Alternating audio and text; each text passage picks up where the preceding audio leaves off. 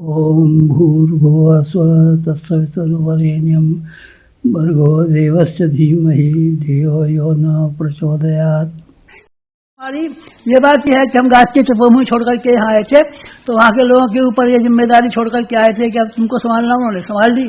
ठीक है, हम निश्चिंत हो गए। यहाँ की जिम्मेदारियाँ शांत कुंज से लेकर के और ब्रह्मचर्य तक की, और न केवल इन संस्थाओं की बल्कि सारे हिंदुस्तान भर में जो उफान आया हुआ है, उबाल आया हुआ है, उसकी जो निष्ठा उत्पन्न की है, जो हमारा क्रेडिट बना है, उस सारे की जिम्मेदारी मैं आपको सुपुर्द करूँ। तो हम कैसे उठा सकेंगे? आप उठा लेंगे, आप यकीन रखिए। आपकी योग्यता कम है ना, योग्यता कम है तो कोई हर्ज की बात नहीं है।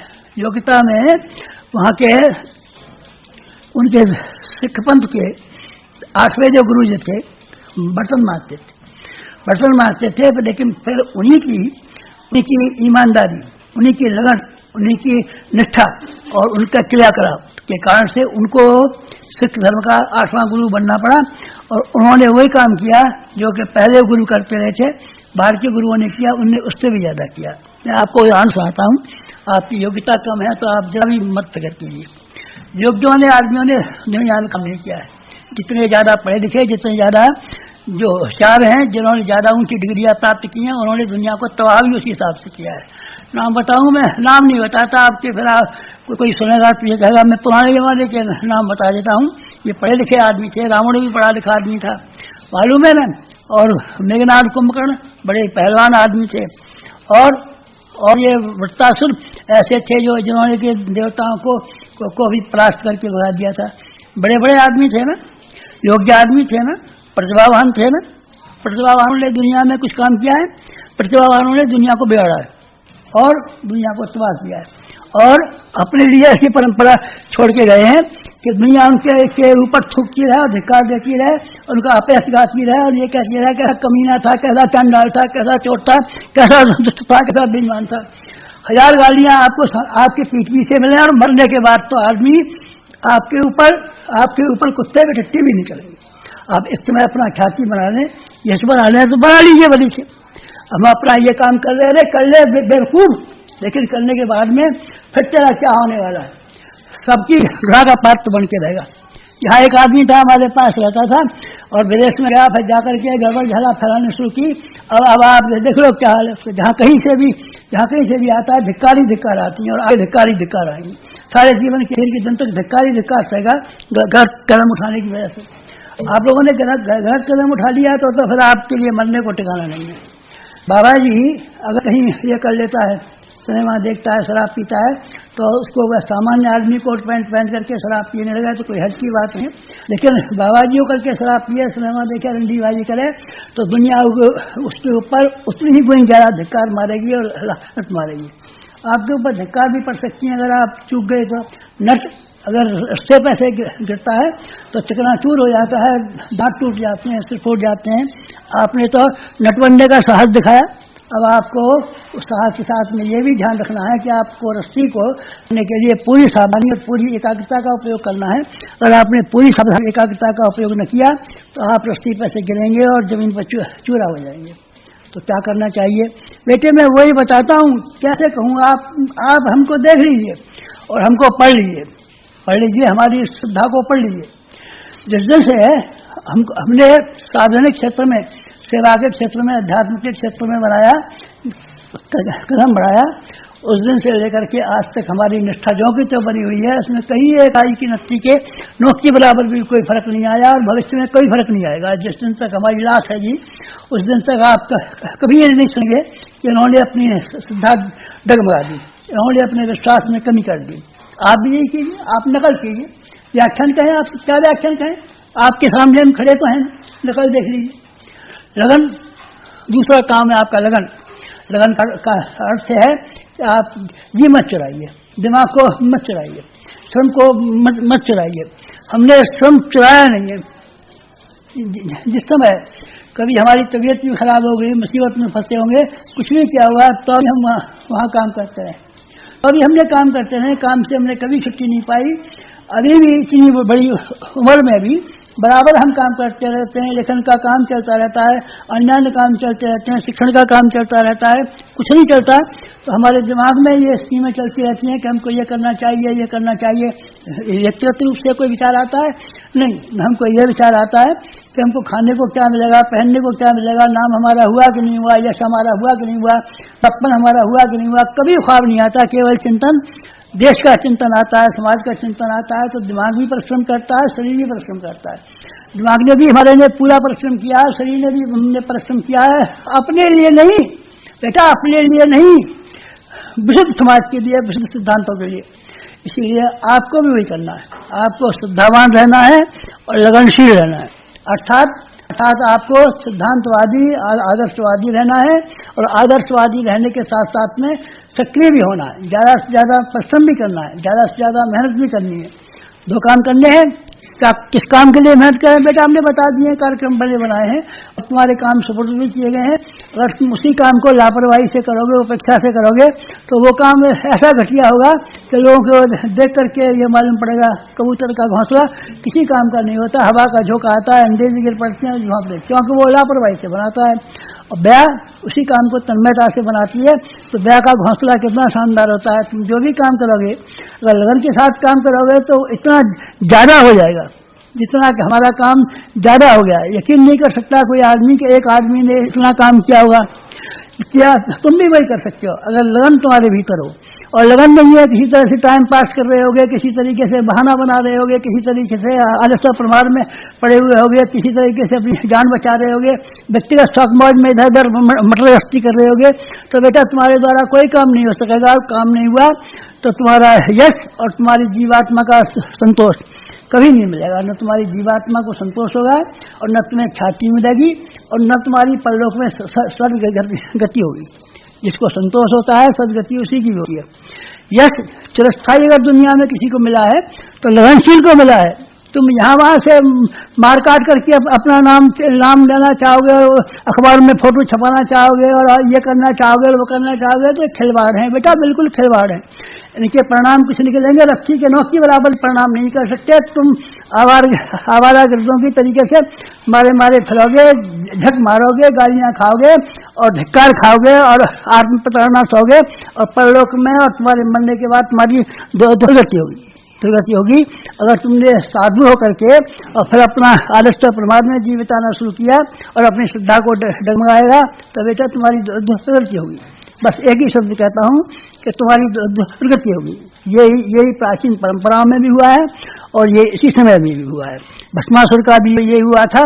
उसने अध्यात्म मार्ग पर बढ़ने के बाद में पीछे पैर हटाया और अपनी व्यक्तिगत आमदनी की और व्यक्तिगत पैसे की और व्यक्तिगत सुखमौज की बात विचार करने लगा। उसका क्या मट्टी पलीद हुई? आपने उसका मारीच का नाम नहीं सुना? मारीच की कैसी मट्टी पलीद हुई? तुम्हारी भी वही मट्टी पलीद होगी। इसीलिए ये काम नहीं करना है तुम्हें और ये काम करना है। अब एक काम और रह गया, बस बात खत्म कर दूंगा। ये काम करना है कि नई पीढ़ी के नए व्यक्ति बनाने, नई पीढ़ी के नए व्यक्ति बनाने और ज़्यादा आदमी बनाने। तो कैसे बनाने पड़ेंगे? तुम्हारे संपर्क में जो भी आदमी आए, चाहे वो शिविर में आए या तुम्हारे पड़ोस में रहते हो अथवा तुम्हारा जिनसे संपर्क हो, उन सारे संपर्कों को आत्मीयता के आधार पर उनका हृदय जीतने की कोशिश करनी चाहिए। व्यक्तिगत संपर्क बढ़ा बेटा, हमने व्यक्तिगत संपर्क बढ़ाए। तुम्हें जो ये दिखाई पड़ता है कि तरीके से हो गया, ये बेटा व्यक्तिगत संपर्कों से हुआ है। हमने जब घिया मंडी में रहते थे तो लोग आते थे, उनको माताजी अपने हाथ से रोटी बना के खिलाती थी और हम उनको साथ में घुमाने ले जाते थे और विश्राम घाट पर स्कुंडा घाट की सीढ़ियों पर अपने कंधे का दुपट्टा बिछाया और उसको बिठा लिया और उसको बिठा लिया। तो वहाँ से उनसे बातचीत करना शुरू की। तो वो है जो ये फलता फूलता आपको दिखाई पड़ता है, जो आपको गायत्री तपोवन में दिखाई पड़ती है, शांतकुंज दिखाई पड़ता है, ब्रह्मस्त्र दिखाई पड़ता है, इसकी शुरुआत वहाँ से हुई। तो आपको भी वही शुरुआत करना। तुम लोगों को बांध सके, पकड़ सके तो 1000 कार्यक्रम हो जाएंगे, और लोगों को बांध नहीं सके, लोगों को पकड़ नहीं सके, लोगों को सुधार नहीं सके, लोगों का स्तर नहीं ऊंचा कर सके, घटिया स्तर के आदमी तुम्हारे ऊपर बने रहे और तुम रौब गांटते रहे और अपनी ये दिखाते रहे कि हम कितने बड़े हैं और कितने लोगों पर रौब गांट सकते हैं, तो बेटा ये तुम्हारा रौब जो है कितने दिन चलने वाला है। लोग तो प्रेम से बंधे हुए हैं या सिद्धांतों से बंधे हुए हैं या आदर्शों से बंधे हुए हैं। जब उनको ये मालूम पड़ेगा कि सिद्धांतवादी नहीं रहते और आदर्शवादी नहीं रहते, यहाँ तो घटिया आदमी रहते हैं और रब जमाने वाले रहते हैं और अपनी बड़प्पन चाहने वाले रहते हैं और ये करने वाले रहते हैं, तो एक एक करके सब भाग जाएंगे। एक भी रह जाए तुमसे कहना कि तुम शमशान के भूत की तरीके से अकेले बैठे रहोगे। अकेले बैठे रहोगे, तुम्हें कोई न पूछने वाला होगा, न कोई तुम्हारा प्यार करने वाला होगा, न तुम्हारा यशन करने वाला होगा, न तुम्हारी कोई प्रशंसा करने वाला होगा, न तुम्हारे पीछे चलने वाला होगा। फिर तुम क्या करोगे? फिर तुम्हारा त्याग बेकार हो गया ना, फिर तुम्हारा घर आना बेकार हो गया ना। इससे तो भले आदमी कहीं नौकरी करते, कहीं खेती बाड़ी करते, कुछ और काम करते, तो कम से कम ये तो रहता कि अपने बाल बच्चों के लिए अच्छी रोटी खा लेते। तुम यहाँ भी आए और वो भी नहीं कर सके। आपको श्रद्धा को ऐसे रखना है कि जिस तरीके से अंगद ने अपना पांव रावण की सभा में गाड़ दिया था और सब लोग आए थे और उखाड़ना चाहते थे पर कोई उखाड़ ही नहीं सका, बिल्कुल डगमगाता रहा। तुम आदर्श के मार्ग पर चले हो तो मेरी प्रार्थना है और मेरा अनुरोध है कि आप जीवन के आखिरी दिन तक ये निष्ठा और सदा इसी तरह बनाए रखना जैसे कि आपने पहले दिन बनाई थी, और आप लगनशील उसी तरीके से रहना जैसे कि सिखों के आठवें गुरु थे और वो बर्तन साफ करते थे।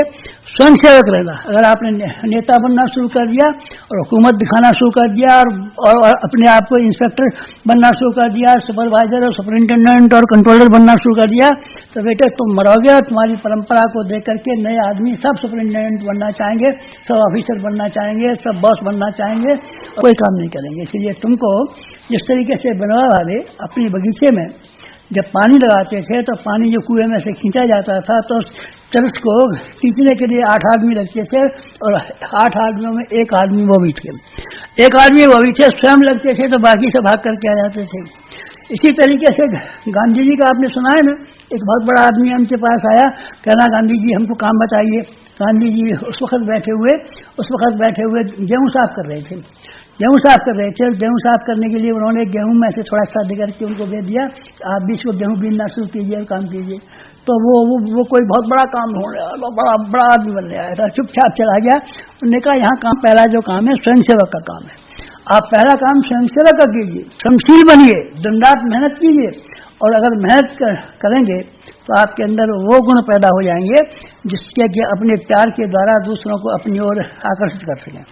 दूसरों के अंदर जो बुराइयां पैदा होती हैं, बदमाशियां पैदा होती हैं, चोरियां पैदा होती हैं, दुष्टताएं पैदा होती हैं, इस समय तो ऐसा भी आता है कि फोड़ा जब काबू में नहीं आता तो कीड़ा लगाना पड़ता है, जब उंगलियां सड़ जाती हैं तो उसको काटना भी पड़ता है।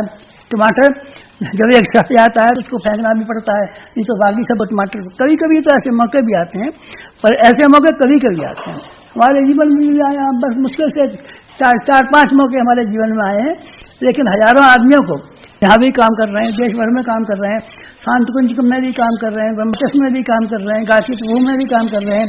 इन आदमियों को लगन से हमने बुलाया है और अपना आदर्श दिखाकर बुलाया है। हमने दिन रात परिश्रम किया है, तो उनमें भी परिश्रम करने की आदत पैदा हो गई है। हरामखोरी की आदत नहीं पड़ी है, चोरी की आदत नहीं पड़ी है, पानी की आदत नहीं पड़ी है, अपने आप को नाम लूटने की नहीं पड़ी आदत। जिनको पड़ी है वो फिर मरेंगे, जिनको आदत पड़ी है।